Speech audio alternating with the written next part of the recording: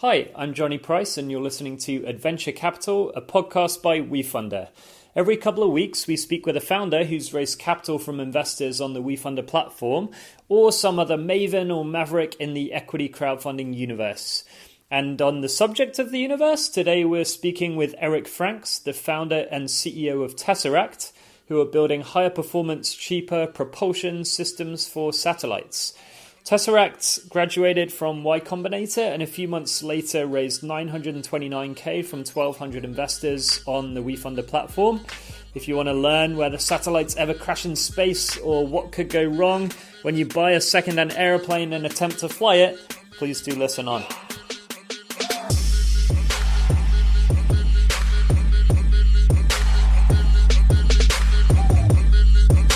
Hey, Erik, welcome to the podcast. It's great to have you on. Great. Thanks for having me. For sure. To get us kicked off, why don't you tell us a little bit about what you guys do at Tesseract?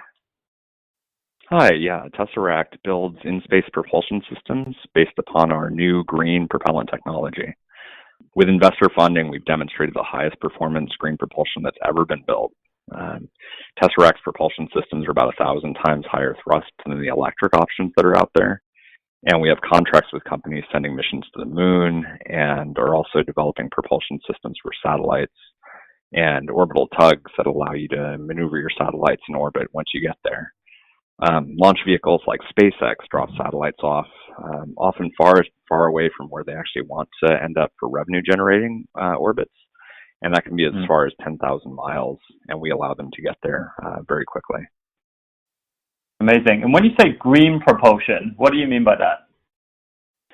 So green propulsion is different than the traditional very toxic propellants that are used, such as hydrazine is the common one. It was developed by the U.S. military back in the 1950s, and because of the conservative approach of many customers in the space business, you're spending $300, $500 million per satellite in the past. They would anything that's been demonstrated in space, they keep on going for decades and decades. So innovation has been very slow, and we're hoping to be the disruption to that industry. Wow. What's your background, Erik? How did you come to launch the company? No pun intended. Sure, absolutely. So, back in undergrad, I studied computer science and economics. And right out of school, I started my first company, and that was an online bookstore selling books on Amazon and eBay and places like that. I was completely bootstrapped because I didn't understand fundraising or even that was an option. It was simply kind of credit card financed. And that fortunately worked out well. The startup grew to 50 employees, shipped millions of books. But I realized that my passion was really in aerospace. So I started with the aero part of that and built my first airplane. Took a couple of years, had a Corvette engine on the back, and worked really well, and sold it to a person in Spain that actually flew it out there. Wow. And then that basically funded me getting my master's at the International Space University in France, which allowed me to transition into the industry.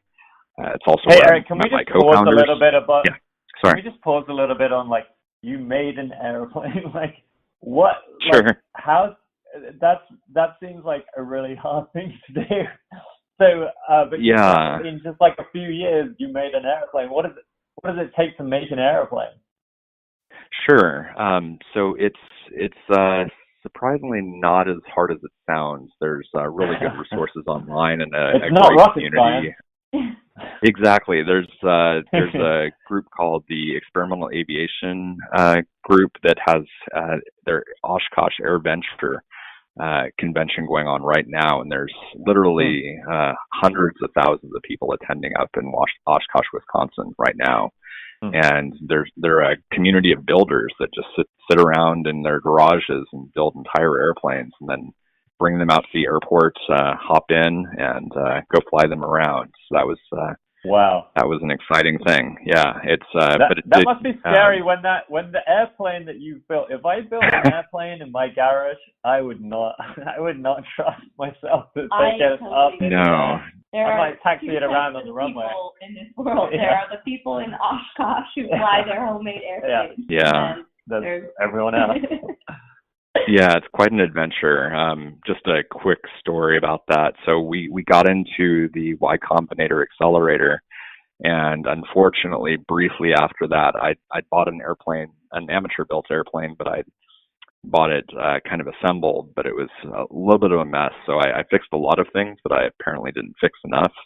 So I actually had an airplane accident up at the Mojave Spaceport, and was in the hospital for 2 months at the YC accelerator. So I just got to see the last month of it, unfortunately. What? So it's quite an adventure. Wow. What can you tell us more about that? I mean, you're laughing about it, so I guess you're like okay to talk about it. What, when you say airplane accident, what do you mean by that? Yeah, it was actually really touch and go there. Yeah, I broke a couple vertebrae, broke both ankles, smashed my head pretty aggressively, and lost about 3 weeks of long-term memory. I was just in the hospital, not knowing about conversations 4 hours ago. So fortunately, I'm better now, I think. But it's come a long way. That is insane. Well, I want to say, way to get back on the horse. Yeah, absolutely. Most people, most people wouldn't have had the idea to build their own airplane in the first place, but having had a aviation crash to say, well, that's not going to put me off. Actually, let's go higher with space and satellites.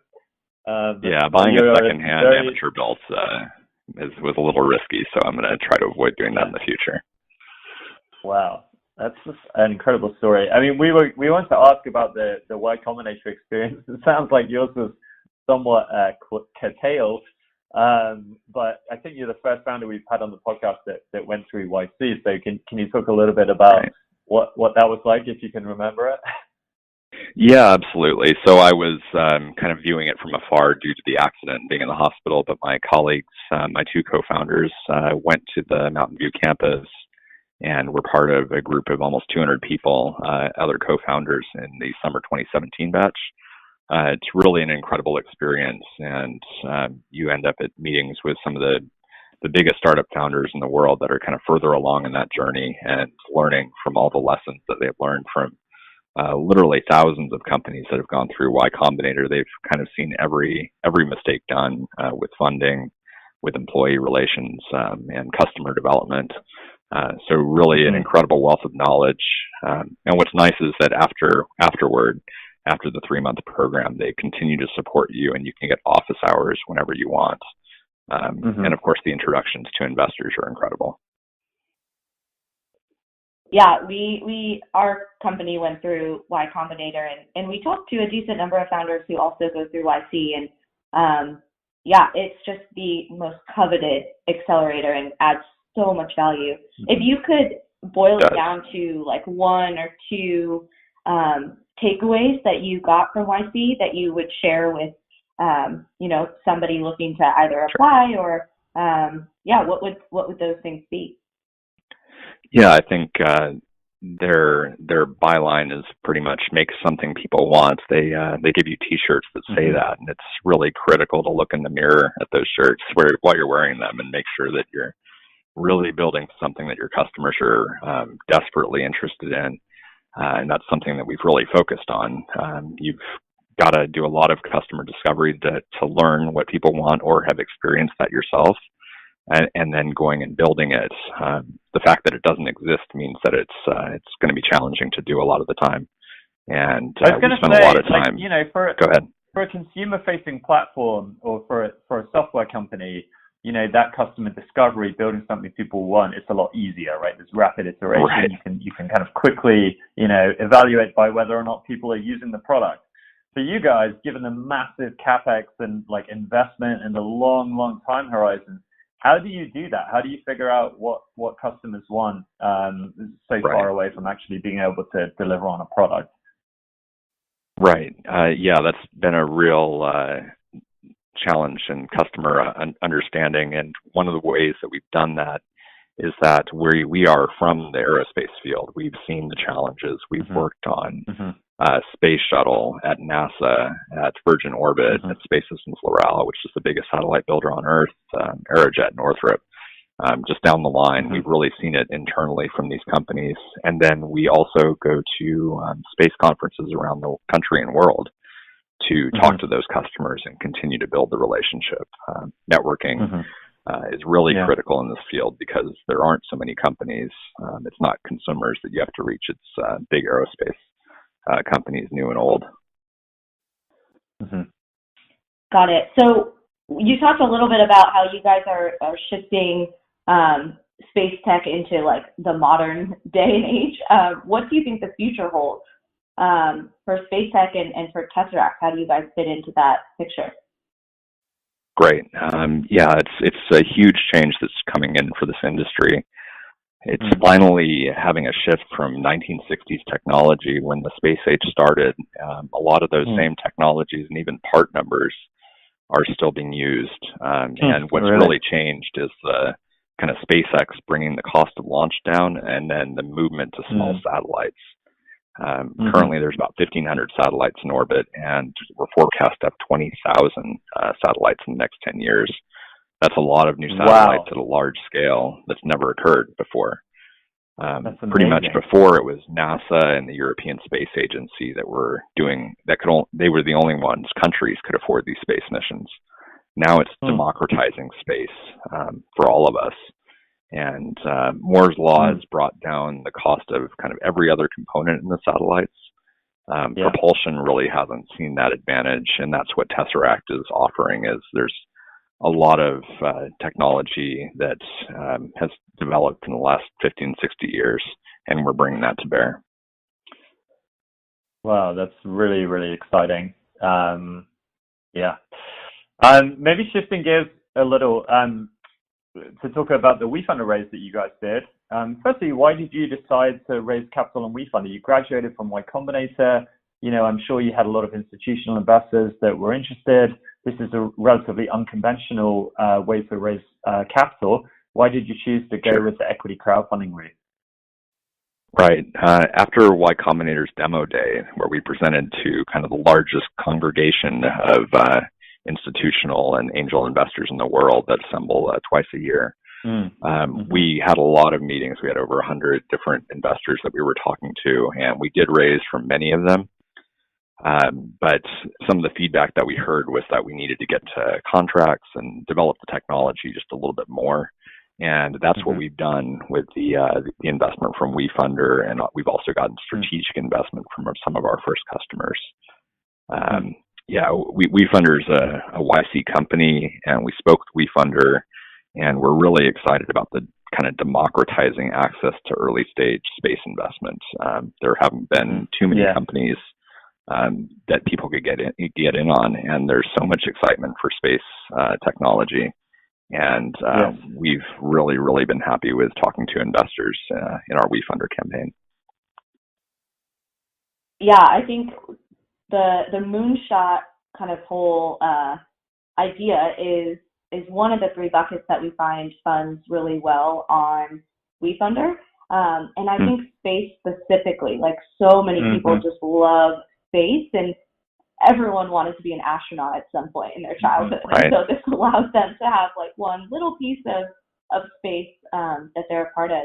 How did you go about executing on the campaign? Like, what were some of the things that you did to get investors? WeFunder was really critical to that. We worked with our storyteller at WeFunder to develop our page. When aerospace people, they sometimes speak in lingo, and there's a lot of terminology that would be really difficult to kind of share with the broader community that aren't engineers in this field. So I think that they helped to kind of translate that to something that the public would be interested in, and that incredibly resonated for us. We did one telephone call interview, and then kind of did a little bit of back and forth, but the story came out just incredible. And it was really quick and easy to get set up. So we're very happy with working with WeFunder. Awesome. And then in terms of kind of marketing the campaign or getting the word out, what kind of tactics did you employ there? Yeah, so it we really didn't do much to promote the campaign ourselves. We were working through some challenges with a previous employer that they had some questions, and we were resolving that with them. So we didn't want to raise too much information out in the community about what we were working on. So we were kind of staying in stealth mode, and it was simply the large WeFunder community and sending the newsletters out that really resonated.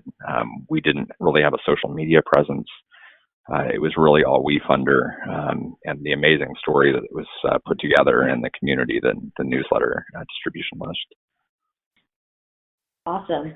Yeah. What was your experience like raising capital from the WeFunder network in terms of like the conversations that you had while you were raising and afterwards in your updates that you've been consistently sending to your supporters now? Right. Yeah, from the first day we were getting email notifications of investments, and it was really fun to see those coming across. The first day you'd get several emails, and then more and more and more as we had over 1,200 investors that were part of our crowdfunding and equity crowdfunding, and that's just been an incredible community. We've gotten so many questions and people that are excited about space, and they bring up kind of updates in the news and competitors, and they want to know more about how we fit into the landscape. And so we've been really engaged, and we've been sending monthly updates, and it's just been a great community for us. And the supporters have been great. We have investors come out to our shop all the time. Do you have any cool stories or examples of connections you've made or ways in which your WeFunder investors have looked to help you?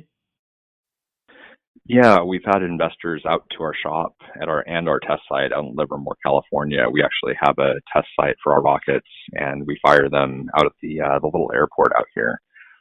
They've been an amazing asset, and one kind of fun example is one of the investors is a graphic designer, and he's been helping us with our pitch deck, getting that ready to talk to investors, as well as trade show signage and kind of all kinds of things that we're working on, really putting on a good face for the company. And that's very coordinating cool with one of our investors. That's awesome. And then for any listeners, they can come watch your rockets launch in North Hills, California. Is that where you guys are based still? Yeah, so we're actually, we moved up to Livermore, California. So that's near the Lawrence Livermore National Laboratory and just about 20 miles outside of Silicon Valley. It's actually very close to a lot of interesting space companies. So when we're hiring, that really helps. And we're kind of just far enough outside the city that they allow us to do fun things like firing rockets at their airport. So it's been good. Awesome. This is a weird aside. I learned the other day that there's a chemical element called livermorium. And I imagine, given what you just said, if that was like discovered at the Livermore lab. Anyway. Yeah, they've got a couple different nuclear research reactors nearby. It's really quite an interesting place. It's all happening in Livermore, guys. If you're a scientist, get to Livermore quick. Yeah, it's apparently got some of the largest quantity of PhDs in the world. Season 3. Yeah.